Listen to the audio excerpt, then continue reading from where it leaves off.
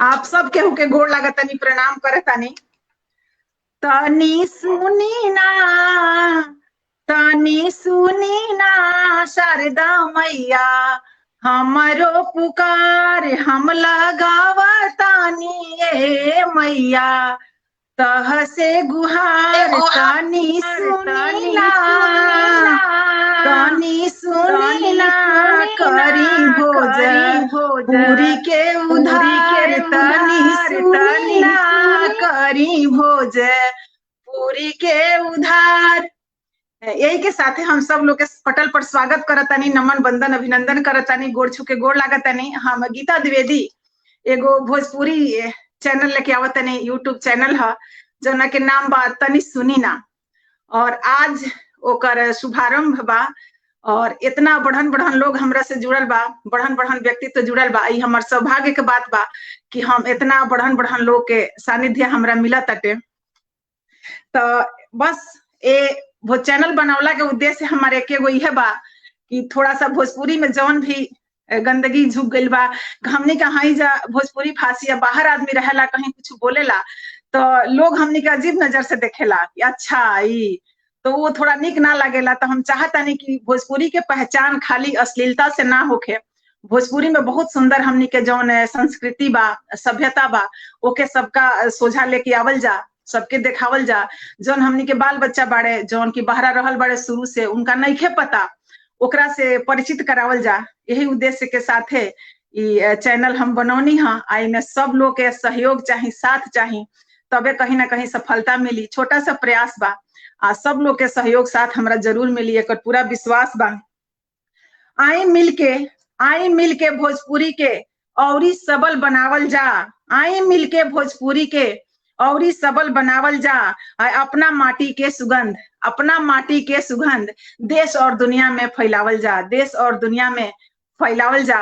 बस यह संदेश बा कि देश और दुनिया में हमरा भोजपुरी के और ही ज्यादा सम्मान मिलो, मान मिलो। और यही खातिर आज गोष्ठी बा, बढ़न बढ़न हस्ती लोग उपस्थित बा कि हम का कहीं। हमरा बगल में बानी आदरणीय डॉक्टर रत्नेश्वर सिंह जी कि भैया कोनो पहचान के यहाँ के उ नहीं है कि हाँ सब लोग जानता कि हाँ यहाँ के का चीज है। रोज कोनो ना कोनो पटल पर यहाँ के दर्शन हो जाला और यहाँ का मिल जाइले। और ऊपर बानी मोहन सिंह कुशवाहा जी, ये बहुत ही यहाँ के भी कोनो परिचय के मोहताज नहीं थी। और सब हमने का मिलनी जाता बड़ा अच्छा लगल कि हम सब भोजपुरी भाषी ही हैं। ओकरा बाद बानी एडवोकेट प्रतिभा सिंह जी, यहाँ से हम आज बतियोनी है, बड़ा निक लागल है। छोट बहन बानी हमार, हम स्वागत करतनी, नमन बंदन करतनी। और आदरणीय राजेंद्र पांडे जी के तो कहे के बतिये नहीं है। सर से हमरा बहुत कुछ सीखे के मिलला, एगो गार्जियन टाइप भी हमरा करैले, बहुत सिखाइले। यहाँ से हम बहुत कुछ सीखले बानी और यहाँ से पूछले बिना हम कुछ ना कहने। पेज के एडमिन भी बानी यहाँ का। और ओकरा नीचे बानी हमार मंजुला दीदी, डॉक्टर मंजुला दीदी, मंजुला श्रीवास्तव बानी। और यहाँ के का कहे के शिक्षिका बानी, बहुत ही सुंदर लिखिले। तो जे भी हमरा पटल पर हमारे सौभाग्य बा कि इतना लोग के सानिध्य हमरा मिलत बाटे। तो कहीं ना कहीं अब हमरा कोनो शंका नहीं है, कोनो संदेह नहीं है कि हमारा आज के कार्यक्रम सफल ना हुई। तो हम सबसे पहले जैसे आके आज सबसे हमनी में जे बैठल बानी आदरणीय रत्नेश्वर भैया जी से हम कहतानी कि वहाँ के एगो गीत बड़ा बढ़िया लागेला, सरस्वती जी के गाइले और सबे ऑलमोस्ट सुनले हो, लेकिन वह हम चाहतनी कि आज सरस्वती वंदना से वहाँ का सबसे बढ़न बनी, अपन आशीर्वाद दी। सरस्वती वंदना लेके आए जी भैया जी।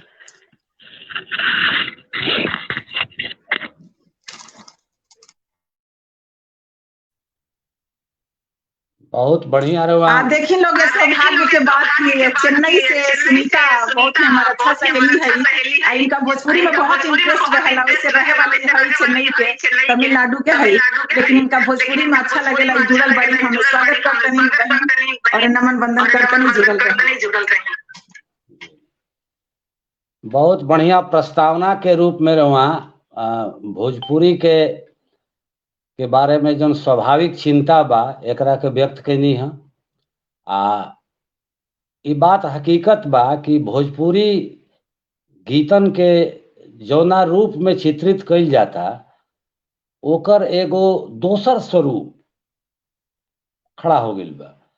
वो स्वरूप के खंडन खातिर भी अगर ये पटल जन बा तो एकर जिम्मेवारी एकरा पर बा कि ओकरा में जौन स्तरीय गीत जौन बा वो कैसे लिखल जाता, और ऐसन ऐसन गीतकार बाड़े जौन की हिंदी के समानांतर रख के भोजपुरी गीतन के प्रयोग करता रहे। ओ में जन बिंब बा, ओ में जन प्रतीक बा, ओ में जन भाव बा, ओ में जन संवेदना बा, ओकरा के व्यक्त करे के वो प्रयास कर रहल बड़े। एकरा खातिर ये ईमानदार प्रयास के हम मुक्त कंठ से प्रशंसा कर रहल बनी। चूंकि हमरा के वंदना खातिर सरस्वती वंदना खातिर कहल गई बा, तो वंदना तो हम चूंकि वंदना मात्र शब्द नहीं है, खाली भाव बा में, आ एक एक पंक्ति जन बा तो एक एक सूत्र बा, जहां तक हम समझता नहीं। और हमारा मन में आदरणीय मैडम शकुंतला तोमर जी आ गई बनी पटल पर, अभी यहाँ के तुरंत पटल पर रहा कार्यक्रम, एक बाद भी यह पटल पर आ गई नी अपना व्यस्ततम समय से समय निकाल के। बहुत बहुत आभार राउर। आ दोसर बात बा कि हमरा मन में धारणा बन गई बा कि अगर हम इस सरस्वती वंदना अगर हम करी तो सबसे बड़ कृपा जन बा नेट के, उ नेट के कृपा हमनी पर बराबर बनल रही कि हमरो प्राण के आधार, कि हमरो प्राण के आधार।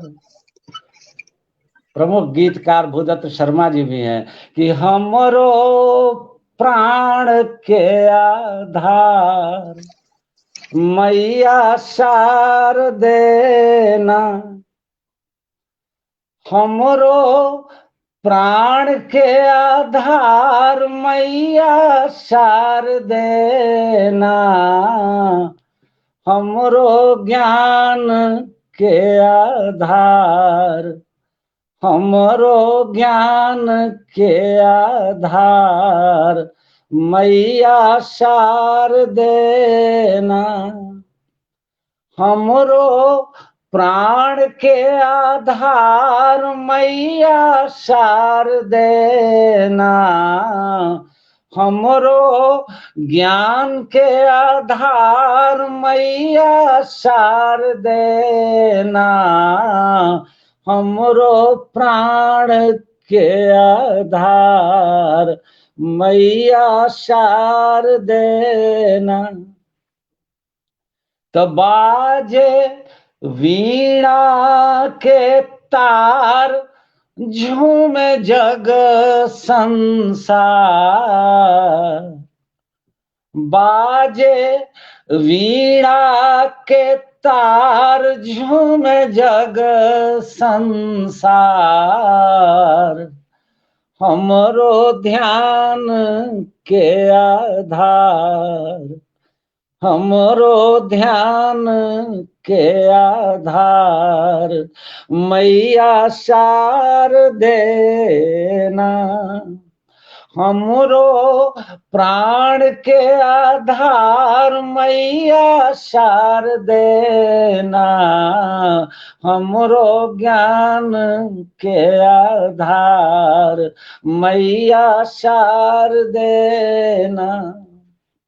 तो दे दा विद्या के दान कर सबके कल्याण, दे दा विद्या के दान कर सबके कल्याण, हमरो प्रेम के आधार, हमरो प्रेम के आधार मैया शारदे ना, हमरो ध्यान के आधार मैया शारदे ना, हमरो ज्ञान के आधार मैया शारदे ना, हमरो प्राण के आधार, हमरो प्राण के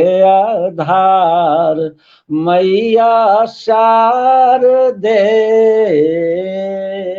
ना। जय मां शारदे।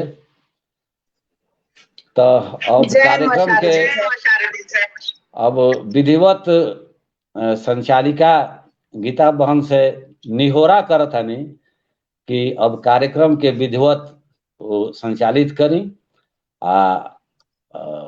परम आदरणीय मैडम नीलम प्रभा देवगन जी भी पटल पर बानी, उनकर बहुत बहुत आभार, बहुत श्रेष्ठ रचनाकार। जी बहुत बहुत धन्यवाद। और काफी लोग जुड़ल बा हमसे अपन आशीर्वाद देता।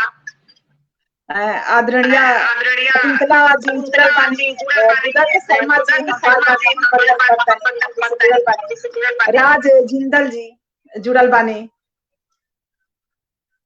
जी राज जिंदल जी जुड़ल बानी, पी सिंह जी जुड़ल बानी, हमने से अपन आशीर्वाद दे रहल बानी।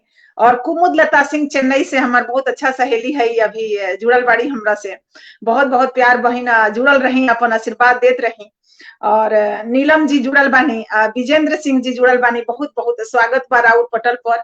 अपन आशीर्वाद बनौले रखी हमनी पर, प्यार बनौले रखी। द्विवेदी जी जुड़ल बानी, स्वागत करते नहीं तो आप सबके आशीर्वाद चाहिए, सहयोग चाहिए, साथ चाहिए कि थोड़ा सा भोजपुरी के तो न और या आगे लेके चलल जा, तनी और साफ स्वच्छ बनावल जा, जैसे कि एकर मान और सम्मान बढ़ सके। हमनी के पता बा कि विश्व में कहाँ कितना भोजपुरी बोलल जाला, लेकिन फिर भी हमनी के बोली के, हमनी के भोजपुरी के उ दर्जा नहीं मिलल जोन ना के उ हकदार बा, जोन उतना मिले के चाहे। चली एकरा विषय में चर्चा परिचर्चा भी होत रही, सब कुछ होत रही, लेकिन अभी हम अपना छोट बहन के इनवाइट करतनी, जोन हमनी में सबसे छोट बानी, वहां के हम कहतनी कि वहां का आई और अपन कुछ भी जोन भी होके भोजपुरी के बारे में अपन कुछ सुनाई। रंजना झा हमार बहुत ही निमन सहेली, पटना से जुड़ल बनी, हम स्वागत करतनी दीदी, आपके आशीर्वाद बनौले रखी, बहुत सुंदर गाइल है। और ये पटल पर आवे के वादा करी कि बहुत जल्दी यहाँ का भी आए पेपर, भोजपुरी में अपन कुछ न कुछ लेके, मिथिला में बहुत बढ़िया मैथिली में लिखी ले, स्वागत करता नहीं। तो अब